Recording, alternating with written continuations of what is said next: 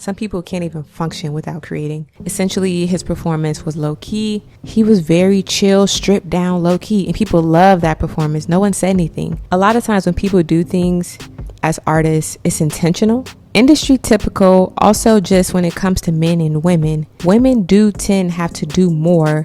So I think people they want what they want and they don't realize it's a stylistic choice.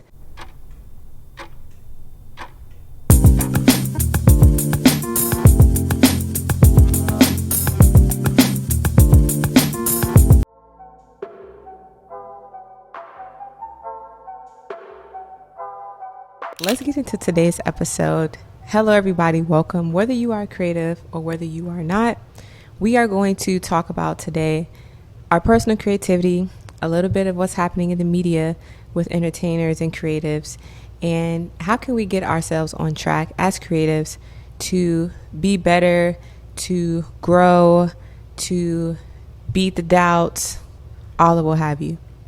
So it'll be a rundown of that in a particular order, but I said it in no particular order. So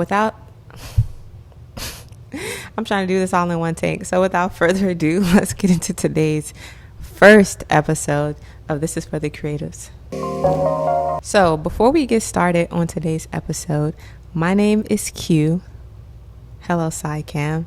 My name is Q, and I will call myself a creative in so many facets.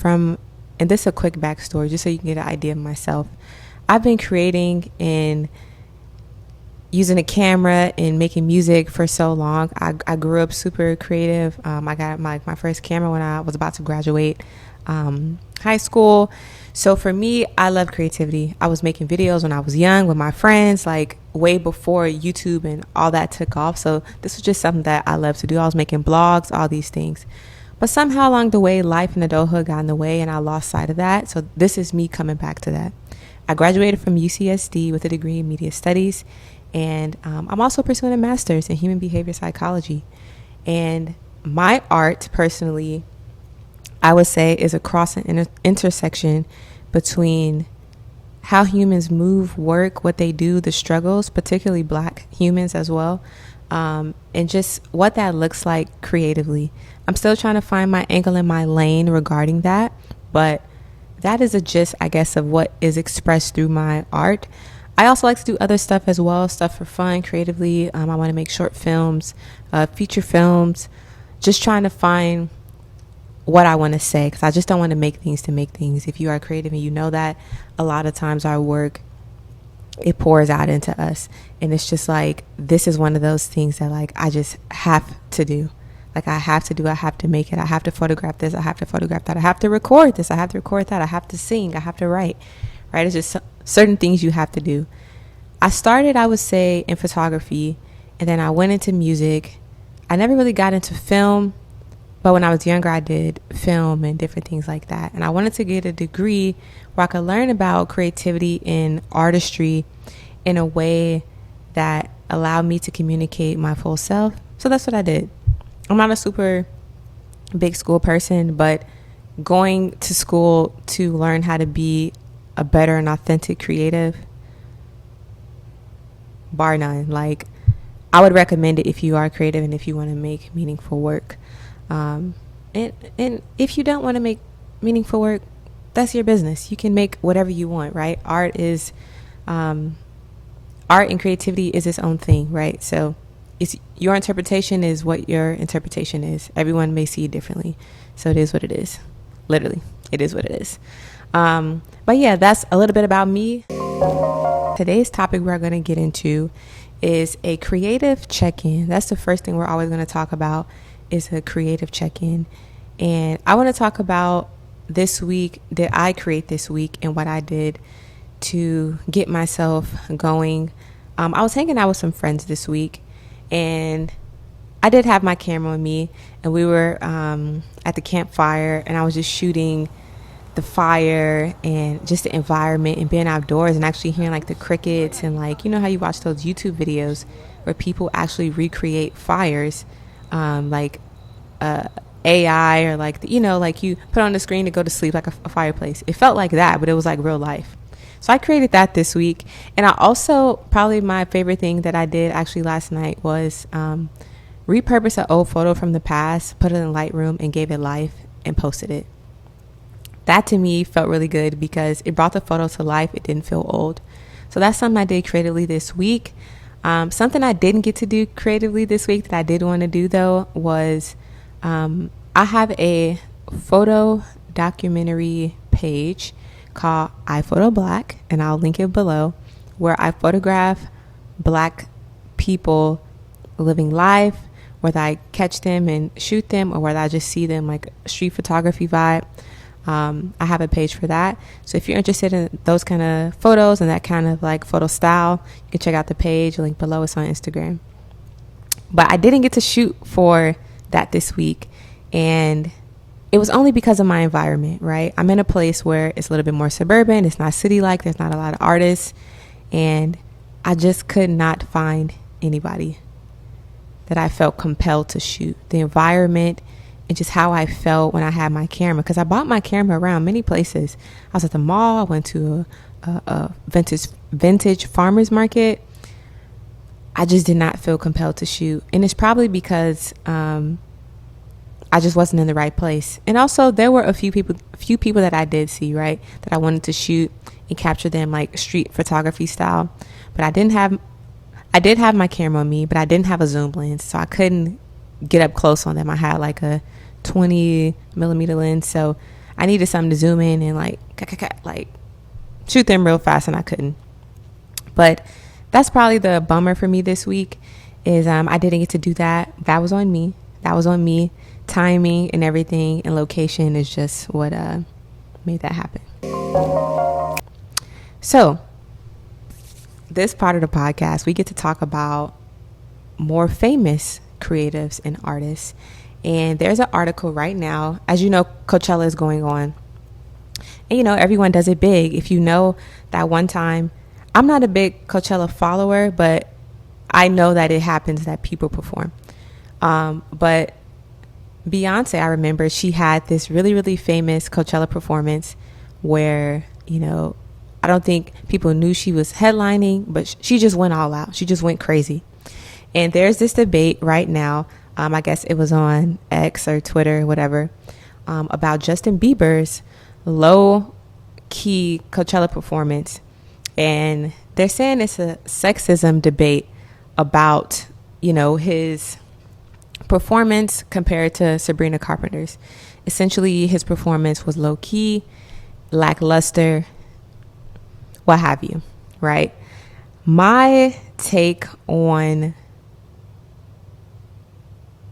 a performer being more low-key versus a performer going all out, from an artist perspective first, not even from an entertainment and what I wanted to see and what I felt should have been done. A lot of times when people do things as artists, it's intentional, period. And if you go back to Justin Bieber's Grammy performance, he was very chill, stripped down, low key, and people love that performance. No one said anything, right? He's in this era where, and I'm not defending him. I'm not tatted on my chest Justin Bieber anything. I'm just looking at it from an artist's perspective. A lot of times people's set design and things they do are intentional. So again, his Grammy performance, people love that. And it was stripped down. He had a guitar, no shirt on. People love that. Then he takes the same thing and bring it to Coachella. And now people have an issue because Sabrina Carpenter was tap dancing and brought out all these guests.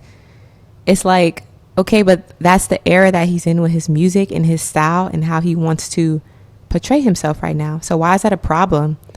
When he does the same thing, most artists, they'll curate a show and they'll carry that show to different platforms, right? Like he curated this show. He did it at the Grammys. He did it at Coachella, but now it's an issue.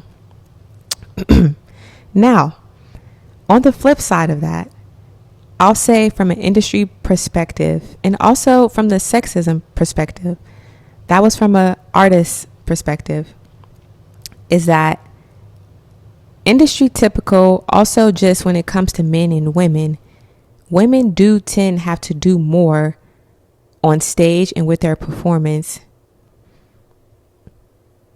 because they're women. And also, let's not get into the debate of a white man versus a black man performing. But it also really comes down to the kind of music you put out. Like a lot of, let's say, rappers, right? These are black men. They can get on the stage, have a fresh outfit on, get a fresh haircut. That's all they need. They do they bop, bop, bop. They sing, they move around a little bit, and that's all they need. They don't need any background dancers, no vocalists, nothing, right? But that's for a rapper. A rapper really sometimes only needs maybe a hype man DJ and just him performing. Now take someone who maybe does pop or R&B. It really depends on the kind of music and vibe that person is putting out, right? You can have someone, let's say, I don't know, for example, Tim's, right? She just performed on SNL. I believe she had background singers. Quote or check me on that. She had background singers, and, you know, it was a still stripped down performance, but it was a beautiful performance. It just seems like women tend to need to have more, but it also just depends on the song. And it seems like a lot of Justin Bieber's music, coming back to him, is very stripped down, very raw, very plain. Also keep in mind how long they both have been in the industry. This man has been in the industry almost 20 years, right? He's like 30 something. He's been in the industry since he was like 12, 13. Sabrina Carpenter just came on the platform. She's still building a name for herself, putting a brand and a platform for herself. Then an article also said Lady Gaga, right? She's older, but she, did more. Lady Gaga's brand is to do a lot. Her music is to do a lot. There's one time where she made a song with, I believe, Bruno Mars, very stripped down, very different for Gaga, with Tony. It was, who was it? She did a song with, I think, Tony Bennett. And then she also did a song with, I think it was Bruno Mars. I can't remember. Fact check me on that too. But she did a song with him, and it was very stripped down, very plain. And all it was is her and the piano. That was the style for the song, right? She couldn't get on and perform Abracadabra with just her. The music video was just everything, like, right? Like, she needs everything and to give everything to bring that vision to life. So I think people just, they want what they want, and they don't realize it's a stylistic choice. But it is true that women do tend to have to do more. Women have to have makeup, hair, outfit, you know what I mean? Like, to bring about a performance. There was one time where Bia performed at the BET Awards, and it was very like just chill, lackluster, if you will, if you want to put those words on it. And people were just like, she don't even care to be here. But it was because of the song. The song was hype. The song had energy, right? Another artist who probably couldn't do the same depending on the song she's singing, but most of her music is upbeat, is Doechii. So it's just like, how are you going to say, you want him to do this, that, and the other, but this is literally the run that he's on with his music, with the album that is out. It's just crazy. All in all, artists, a lot of things artists do is intentional. It's intentional. So this debate, it could be deaded, to be honest. Okay, so one of the things I want to do and talk about too with you all is that creatives need to have check-ins. Creatives need to have wellness check-ins. Creatives need to check in with each other, with themselves. And one thing, as I'm getting back into my creative space, trying to move away from the corporate lifestyle, is imposter syndrome. Imposter syndrome, it could just eat at you. Like, you literally feel like you aren't supposed to be who you know that you are, if that makes sense. And the older you get, especially as a creative, in society has made this world so black and white, like get a job, do this, do that, it makes it even harder to lean back and tap back into that side of you, especially when it's something creative, just because people don't take it seriously. People don't take art seriously until you make mega millions. Then they want to tune in. You can miss me with that. Like, come on. Like, you want to tune in now when I'm popping, but as I'm building, and that's just like with any business, but it's really prevalent in creativity. Like, you hear the guy who wants to be an aspiring rapper, right? It's like, yeah, okay. Until he pop off and he doing shows, and then all of a sudden now you like, oh man, remember when I... Stop it right now. But yeah, so imposter syndrome, just getting over that and remembering and believing who you were and who you are, and continuing to push forward into the imposter thoughts. They no longer exist. For me, I'm just pushing forward, and I'm doing things that make me uncomfortable regardless. And not to say that I don't deserve to be a creative, I don't deserve to do things. It's just like this retraining of your mind you have to do. And that leads me into the challenge for this week, is to do something that scares you. Do something your mind has been thinking about for so long, and you like, okay, how do I get this done? How do I accomplish this? How do I push past my fears and just make it happen? And I'm talking about from a creative perspective, but if you are not a creative and you're tuning in, you can also do that from a non-creative perspective.